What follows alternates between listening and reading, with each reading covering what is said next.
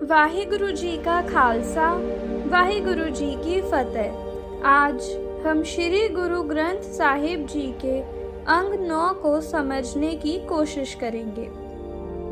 आज हम गुरु नानक देव जी की उन बानियों पर चर्चा करेंगे जो हमें बताती हैं कि हम इस दुनिया में अकेले नहीं हैं। अक्सर हमें लगता है कि सिर्फ हम इंसान ही हैं जो ऊपर वाले को याद करते हैं, लेकिन गुरु साहिब कहते हैं नहीं, पूरी की पूरी कायनात, यूनिवर्स एक डिवाइन सॉन्ग गा रही है। गुरु साहिब ने सौदर पौड़ी में फरमाया, गावन तुदनो जति सती संतोखी।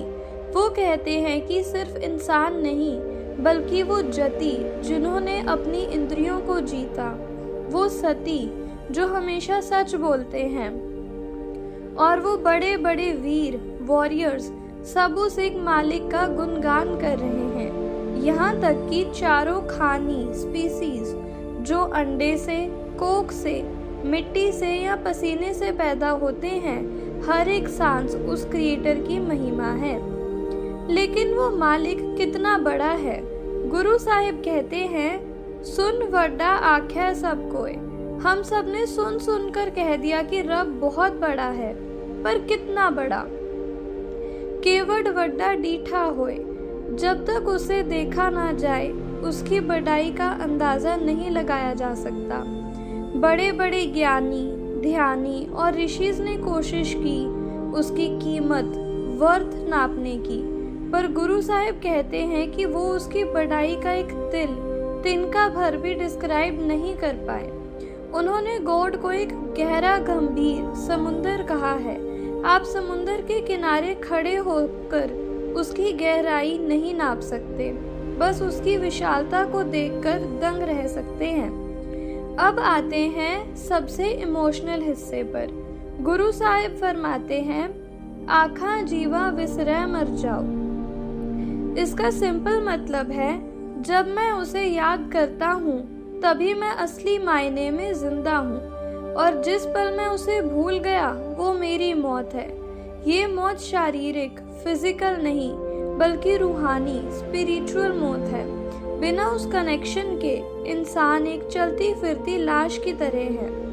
हम सबको किसी न किसी चीज की भूख है, पैसा, शोहरत या गैजेट्स, पर गुरु साहिब एक अलग भूख की बात करते हैं, साचे नाम की लागे भूख।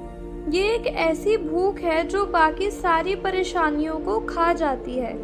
जब आपको उस परमात्मा के प्रेम की भूख लगती है तो दुनिया के छोटे मोटे दुख, सॉरोज अपने आप खत्म हो जाते हैं।